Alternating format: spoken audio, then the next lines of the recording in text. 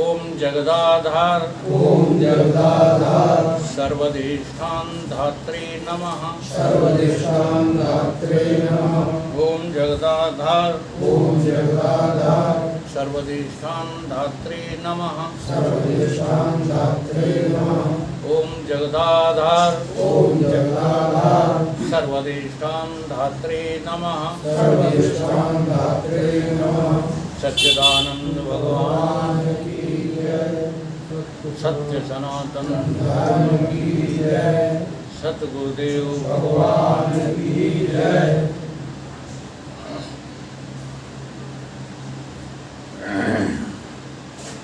गुरु बिन होए के ज्ञान, ज्ञान के होए विराग बिन। गावहि वेद पुराण, सुख के लहो गुरु भगत बिन। यहाँ शब्द तो है हरि, लेकिन भगवान उनका तुलसीदास जी का लक्ष्य गुरु की तरफ है। ये दोहा गुरु की महिमा में गाया गया। गुरु कौन है? गुरु को मानस जानते, ते नर बिल्कुल अंध। जो गुरु को मनुष्य जानते हैं वो आदमी, वो नर कैसे हैं? आँखों के अंधे। हाँ,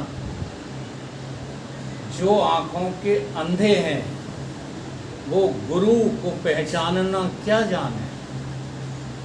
आंखें होते हुए भी आंखों के अंधे हो। गुरु मनुष्य नहीं होता। गुरु कौन होता है? अखंड मंडलाकारम व्याप्तम एनम चराचरम। आप लोग जब प्रश्न करते हो, ईमानदारी से बताओ, तो सामने वाले को देह देख कर करते हो कि गुरु देख कर? दूसरी प्रश्न नहीं देख पाते हो, झूठ नहीं बोलो। ये बहुत कठिन काम है। इसको गुरु से ही किया जाता है। ऐसी बात नहीं है, आप जरा समझ लो बात को। फिर ये क्यों समझा रहे हैं? गुरु शरीर नहीं होता। तुम प्रश्न करते हो देह बन करके, और जब देह बन करके प्रश्न करते हो तो देह से ही करते हो। जी हाँ, पहले आपको ये पता है कि आप कौन होकर प्रश्न कर रहे हो, यही पता नहीं है। क्योंकि प्रश्न देह यदि करेगा तो उसमें अभिमान होगा। देह अभिमान, और देह अभिमान से जब प्रश्न किया जाता है तब वो गुरु से थोड़े किया जाता है, वो विद्वान से किया जाता है, वो आचार्य से किया जाता है। गुरु से तो हम सन्मुख हो ही नहीं पाते। इसलिए गुरु की सन्मुखता के लिए पहले शिष्यत्व को जगाना पड़ता है। उपदेशक की उपाधि से एक चेतन तत्व गुरु बना बैठा दिखाई दे रहा है तो वो कौन? अखंड मंडलाकारम, चेतन है। चेतन ही तो सर्वत्र व्यापक है। अब गुरु को चेतन नहीं देख पा रहे क्योंकि अपने को जड़ देख रहे हो। तो श्रोता की उपाधि से प्रश्न करने वाला, अब उस उपाधि को अलग करके प्रश्न करो तो उपाधिस्थ जो हो ये तुम्हें पता ही नहीं लगता है और प्रश्न कर बैठते। इसलिए गुरु न एव शिष्य, ये आखिरी बात है। तुम शिष्य नहीं हो और गुरु गुरु नहीं है। दोनों ही कौन हो? ब्रह्म आत्मा। अयम आत्मा ब्रह्म सो मत यार विजय का। बहुत बढ़िया मैंने जो है विषय उठाया, तुम सो रहे। अब ये किसकी कमी है? कहीं ना कहीं आप ये सोचते हो कि हमें क्या लेना देना इन बातों से, इसलिए वो गहराई में उतरते नहीं। ऊपरी उथली बात से तो चोट लगती है। जब ये कहा जाता है कि अब शरीर छूटने वाला है तुम्हारा, तो ये बात तो लग जाती है। अब जब छूटने ही वाला है तो हम जल्दी से ब्रह्म ज्ञान को उपलब्ध क्यों ना हो जाए। ये इसका तुमको जो है चोट नहीं लगती, इसलिए नींद आती है सत्संग में। तो मन आपका संसार में लगा है इसलिए नींद आती है, नहीं तो योगियों की 2 घंटे की नींद रह जाती है। आप ताज्जुब करोगे, हम 2-3 घंटे से ज़्यादा सोते ही नहीं। लेकिन एक रहस्य है, उसको आप लोग अपना नहीं पाओगे। क्यों नहीं अपना पाओगे? क्योंकि आप ध्यान में बैठते हो, संसार ही आ जाता है। नहीं तो 3 मिनट का भी ध्यान 3 घंटे की नींद के बराबर होता है। लेकिन होना असली चाहिए, नकली ध्यान नहीं, बगुला की तरह नहीं। अपने स्व आत्मा में 3 मिनट भी डूब जाओ। अब डूबोगे तब जब पता होगा, तो पहले पता तो लगा लो। 3 घंटे की नींद के बराबर चैन मिल जाता है। 3 मिनट का आत्मरमण। अब आत्मा क्या है हमें यही पता नहीं, तो रमण कहाँ करोगे फिर? कोशिश करो जल्दी से जल्दी इस बात को जानने की। अगर आप बुद्धि के स्तर पर भी जान गए, समझ रहे हो, तो फिर असली स्तर पर जानने की कोशिश में लग जाओगे। अब बुद्धि के स्तर पर भी आप जो उस बात को समझना नहीं चाहते, जो बात आज स्पष्ट समझाई जा रही है, गुरु और शिष्य शरीर नहीं होते। न गुरु शरीर होता है, न शिष्य शरीर होता है। गुरु ब्रह्म आत्मा होता है और चेला जीव आत्मा होता है।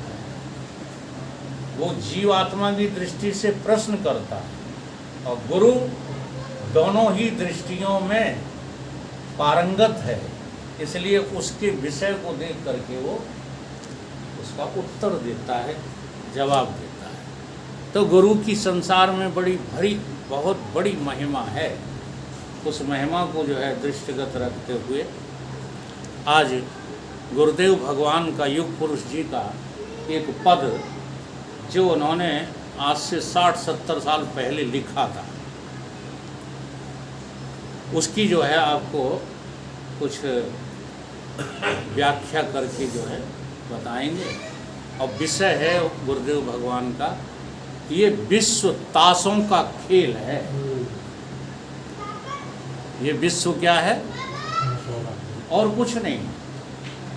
जो लोग ताश खेलना जानते हैं वो आज इस विषय को जो है बड़ी अच्छी ढंग से समझ लें। पद का प्रारंभ यहाँ से है। सतगुरु कृपा से जान लिया ताशों का खेल निराला है। किसकी कृपा से? जी हाँ, सतगुरु कृपा करते हैं निरंतर। कृपा उनकी निरंतर बरसती रहती है, परंतु धारण करने के लिए हमें पात्रता चाहिए। तो जब कृपा होगी तो ये खेल जो है बिल्कुल आध्यात्मिक है। हमारे ऋषि मुनियों ने खेल, क्रीड़ा, व्यवहार ये सब आध्यात्मिक बनाए हैं। शादी का भी आध्यात्मिक अर्थ है, बच्चे पैदा करने का भी आध्यात्मिक अर्थ है, गृहस्थी पालन का भी आध्यात्मिक अर्थ है। लेकिन हम अध्यात्म की तरफ नहीं जाते, हम किधर मुड़ जाते हैं? भौतिकता की तरफ मुड़ जाते हैं, इसलिए अध्यात्म छूट जाता है। सतगुरु कृपा से जान लिया ताशों का खेल निराला। क्या बताते हैं? ईश्वर इक्का का ताश होता है, वो कौन है? तुलना करिए, देखो, ईश्वर इक्का, दुख की दुनिया। दुख की कितनी छोटी है? जैसे दुनिया। तिक्की 3 गुण तुम जान ले हो, हुकुम चिड़ी और पान ईंट, चौविध सृष्टि पहचान ले हो। हुकुम चिड़ी पान ईंट ये क्या है? स्वेदज, उद्भिज, अंडज, पिंडज। बस ये 4 प्रकार से ही सृष्टि बनी है। हुकुम चिड़ी और पानी चौ विधि सृष्टि पहचान ले। और भाव का तुरुप, काय का तुरुप,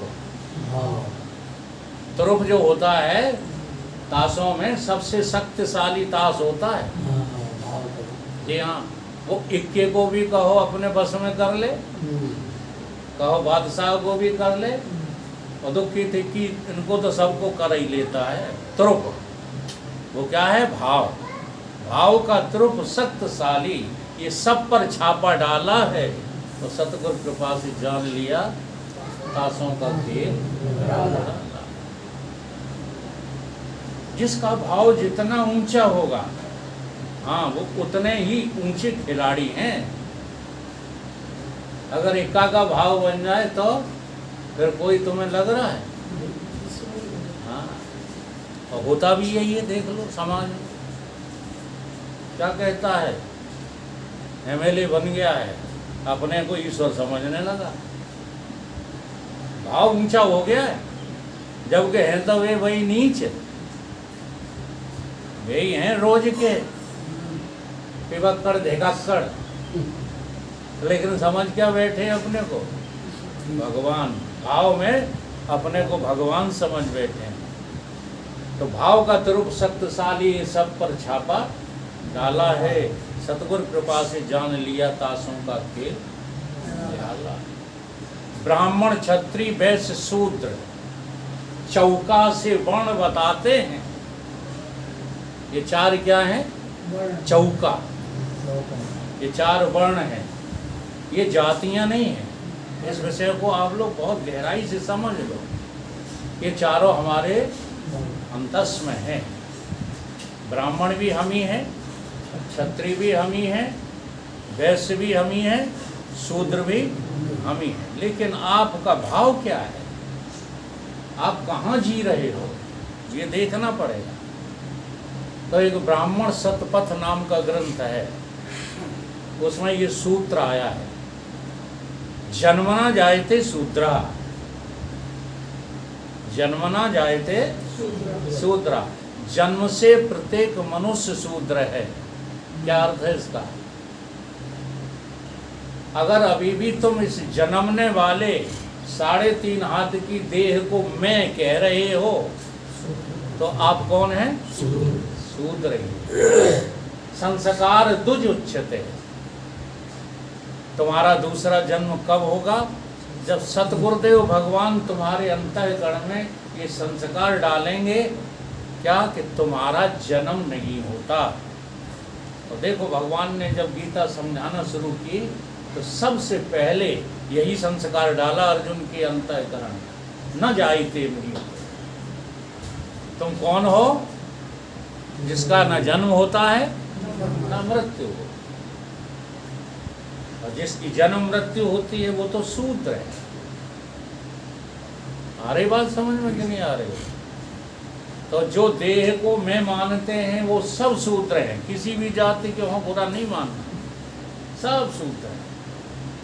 और इस देह से हट करके फिर अपने अंतःकरण को जिसने मैं मानना शुरू कर दिया है, अंतःकरण को, वो कौन है? वैश्य। अंतःकरण ही है जो तुम्हारी इंद्रियों की सेवा करता है, तुम्हारे हाथ पैरों को साबुत रखता है। अच्छा, अंतःकरण निकल जाए इस देह में से तो उस देह का नाम क्या हो जाता है? बोलते क्यों नहीं? हाँ मुर्दा ही है। हाँ मुर्दा ही है। तो अबे नहीं है मुर्दा। जी हाँ, वैश्य के कारण से शूद्र जीवित है। तो शूद्र जो है अपने वैश्य के बिना रह सकता है, और वैश्य अपने शूद्र के बिना रह सकता है। तुम्हारे पास स्थूल शरीर ना हो, स्थूल शरीर आपके पास ना हो और आप हो, तो आपका क्या दर्जा होगा? आपकी क्या उपाधि है वहां पर? भूत। हाँ, ये भूत कौन है? जो देह को छोड़ गया है और दूसरी देह पाने के लिए भटक रहा है, उसी को हम लोग क्या कहते हैं? भूत कहते हो कि नहीं? तो एक के बिना दूसरा रह सकता है? अगर ये विद्या पढ़ाई जाए तो समाज में जो आज हुड़दंगा हो रहा है जाति के नाम पर, ये होगा? बताओ। लेकिन इस विद्या का टोटली अभाव है। जितने बड़े विद्वान उतने ही बड़े गधे। बुरा नहीं मानना। जाति को लेकर बातें करते हो, जाति को लेकर के तुम जो है विद्वता दिखाते हो, किसी एक लक्षण को लेकर के तुम क्षत्रिय बन जाते हो। क्षत्रियों का कलयुग में क्या लक्षण रह गया? दारू पी करके हुड़दंगा करना है, कट्टाबाजी करना, कतलाम करना। ये कौन है कि क्षत्रिय? इनको क्षत्रिय कहते हैं। तुम्हारा जो तीसरा शरीर है वो है क्षत्रिय। कारण शरीर के बिना ये दोनों शरीर बेकार हैं। बेकार कि नहीं? बोलो। तो वो तीसरे के बिना ये दोनों बेकार, इन दोनों के बिना वो तीसरा बेकार। और चौथा ब्रह्म जाने ते ब्राह्मण, जो ब्रह्मविद् ब्रह्मई भवति, जो ब्रह्म को प्राप्त हो जाता है उसका नाम क्या है? ब्राह्मण। इस तरह से ब्राह्मण, क्षत्रिय, वैश्य, शूद्र ये चौका से वर्ण दिखाते हैं। आकाश, वायु, अग्नि, जल, पृथ्वी ये पंचा से दर्शाते हैं। और रंग इन्हीं तत्वों का है। कोई गोरा है, कोई काला। ये गोरा काला देह नहीं है। हाँ, भूल जाते हो तुम अभिमान में, गोरी बहू लाते हो, फिर घरे पनाइयाँ देती है वो। ये मेरी रफ भाषा है। ये गोरा पीला नहीं देखा जाता, भीतर देखा जाता है स्वभाव। पहले हमारे बुजुर्ग स्वभाव देखने के लिए एक पंडित जी को और एक खवास को भेज देते थे, और वे दोनों इतने चतुर होते थे। खवास दद्दा और पंडित जी कहते थे, और कुछ नहीं ठाकुर साहब, तुम्हारी दान दक्षिणा हमें नहीं चाहिए, हमें तो बिटिया के हाथ का रोटी खिला दो। कह के बिटिया से बनवाते थे और रोटी खा के बता देते थे दोनों कि बहू तुम्हारे योग्य है या अयोग्य है। आज तुम देखने जाते हो, 20-20, 200-200 आदमी देख करके आते हो, कैमरे लगे हैं। इतना देख परख करके भी फिर घर में कलेश क्यों? बताओ। पता चलो कि हाँ, ऐसे भी प्रमाण आए। वो विषय हम बढ़ाना नहीं चाहते, हमको तो अपना आध्यात्मिक विषय लेना है। तो ये रंग इन्हीं तत्वों का है। ये रंग किसका है? 5 तत्वों का है। इस पर अभिमान मत करो। कौन कुरूप, कौन सुंदर, ये सब 5 तत्वों की लीला है। रंग इन्हीं तत्वों का है। कोई गोरा है, कोई काला है। सतगुरु कृपा से जान लिया तासों का खेल। कटुतादिक लवण कासाय आदि खट रस छक्का बतलाता है। ये जो 6 रस हैं ये छक्का की निशानी है।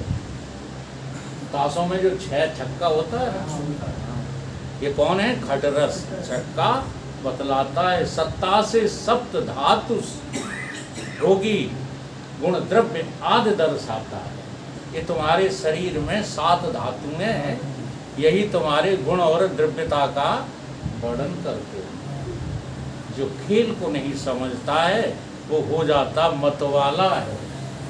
सतगुरु कृपा से जान लिया तासों का खेल। जो खेल को नहीं समझता है। हम ताश खेलना नहीं जानते थे, तो हमारे बड़े भाई साहब लक्ष्मण सिंह जी थे, वो हमें बिठा लेते थे ताश खेलिए। अब हम कहीं का कहीं ताश फेंक देते थे तो बहुत नाराज। तो हम कहीं नाराज क्यों होते? हमें खेलना आता नहीं, जबरदस्ती बिठा लेते। जो खेल को नहीं समझता है वो हो जाता मतवाला है। सतगुरु कृपा से जान लिया ताशों का खेल। और मतवाला होता है बेवकूफ। और का समझता है जिसे खेलना ही नहीं आता। अब वहाँ ताश में वो बेवकूफ जो ताश नहीं खेलना जानता, यहाँ तुम बेवकूफ, हाँ, जो तुम्हें अपने कार्ड दिखते ही नहीं, कार्ड ही बने घूम रहे हो। कोई छक्का बना घूम रहा है, कोई सत्ता बना घूम रहा है, कोई दुक्की बना घूम रहा है। तो हम तो दुनिया वाले हैं, हाँ, हम का भगवान को जान पाएंगे। क्या मूर्खता की बात करते रहते। ये दुनिया तुमसे छीन नहीं ली जाएगी। तो वो ताकतवर, हाँ, जो तुमसे छीनने आए उससे पहले ही तुम इसको लात मार दो, फिर वो क्या करेगा तुम्हारा। एक चुटकुला याद आता है कि दो चोर चले जा रहे थे, एक झरने में काला काला कम्बल सा कुछ दिखाई दिया। चोरों ने कहा चोरी नहीं करेंगे, कम्बल उठा लाओ, इसको बेच करके अन्न पान करेंगे। एक चोर कूद गया तो वो कम्बल तो था नहीं, वो था भालू, तो उसने धर के चपेट लिया। अब ये फड़फड़ाएं, तो पार पे खड़ा हुआ चोर क्या कह रहा है, वो कह रहा है कि यार कम्बल नहीं ला पा रहे तो कम्बल छोड़ दो, भागा। तो वो वहीं से कहता हमने तो जाने कब का छोड़ दिया, अब कम्बल हमें नहीं छोड़ रहा। कम्बल माने जमराज, ठीक है। अब गुरु कहते हैं कि तुम निकल आओ बाहर, तुम कहते हम नहीं, हमें तो मौत ही मारे। कल ही कह रहे थे हमारे रंग सिंह, अब वो कुछ नहीं हो सकता। क्यों नहीं हो सकता? अगर तू मर्तबा चाहे तो मिटा दे अपनी हस्ती को। अब तुम हस्ती जो है लिए फिरते रहते हो, ये काम वो काम फलाना काम भी। जब तक जमराज नहीं आ जाएंगे ये काम खत्म हो ही नहीं सकता। अगर खत्म करना है तो अपने मन को ठीक कर लो, मन लगाओ सत्संग में, नियम बना लो, सत्संग नहीं चूकेंगे चाहे कुछ भी हो जाए। फिर देखो कुछ होगा नहीं, लेकिन तुम मानते ही नहीं, तुमको वो सत्य लगता है इसलिए हो जाता है। 88 अष्ट सिद्धि समझो, नहला नौ निधि रखती है, और दहला से 10 इंद्रिय जानो, मन खूब गुलामी करता है। दहला क्या है? 10 इंद्रियां, और 10 इंद्रियों के ऊपर कौन होता है? गुलाम। मन कौन है? क्या तुम अपने मन को गुलाम देख पा रहे हो? तुम उसके गुलाम बने रहते हो। एक बार मन को गुलाम देख लो, हाँ, इतने सजग रहो। तुम गुरुजी कह रहे हैं अगर कहीं इसे वक्त मिल जाए, किसको? मन को। मन कहीं समय पा जाए तो करता गड़बड़ झाला है। जरा सा मौका मिल जाए, कोई खिलाड़ी चूक जाए तो तुरंत गुलाम से हाथ बन जाता है, नहीं बन जाता? जरा समय मिल जाए इसको तो करता गड़बड़ झाला है। सतगुरु कृपा से जान लिया निराला है। बुद्धि बेगम, तुम्हारी बुद्धि कौन है? बड़ी है और सबसे बड़ी है, गुलाम से मन से ऊंची है। गीता में इसी को भगवान ने कहा, देह से इंद्रिय परे, इंद्रिय से मन परे, और मन से परे ये बुद्धि है। कहा है कि नहीं कहा? तो बुद्धि बेगम प्राण बादशाह कहलाता है, और छोटों को भय प्रदान करता कौन? बादशाह। छोटों को भय प्रदान करता, इक्के से भय खाता है। हाँ, इक्के से भय खाता है। इक्का माने ईश्वर। काल, काल कौन है? ईश्वर। ईश्वर के 2 रूप हैं, एक तो कहते हैं काल, और दूसरे को कहते हैं भगवान। इसलिए 2 बातों को भूल मत, जो चाहो कल्याण, नारायण एक काल को, दूजे श्री भगवान। ये दो बातें याद रखो, तीसरी तुम्हें याद